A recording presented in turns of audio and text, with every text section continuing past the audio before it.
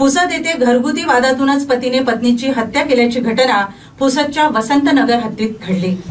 कोंबडी कापण्याच्या सुरीने पत्नीची गळा चिरून हत्या केली। ही हृदयद्रावक घटना तालुक्यातील वसंतनगर येथील टिपू सुलतान चौकालगत 8 जुलै रोजी रात्री 3 वाजताच्या सुमारास घडली। या घटनेने परिसरात एकच खळबळ उडाली। सानिया मोहम्मद आसिफ कुरेशी राहणार टिपू सुलतान चौक असे हत्या झालेल्या नवविवाहित महिलेचे नाव आहे, तर आसिफ शफी कुरेशी असे हत्या करणाऱ्या पतीचे नाव आहे। आसिफ व सानिया यांचे 2 वर्षांपूर्वी रीतिरिवाजाप्रमाणे विवाह झाले।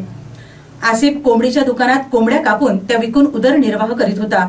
कंधार तालुक्यातील सावर येथील पुसदला विवाह करून आल्यानंतर त्यांच्यात कुठल्या ना कुठल्या कारणाने नेहमीच वाद होत होता। सततच्या भांडणाला कंटाळून सानिया माहेरी गेली होती। अशातच 2-3 दिवसांपूर्वी समाजातील काही लोकांनी तिची समजूत काढली, तसेच पतीकडे पाठविले।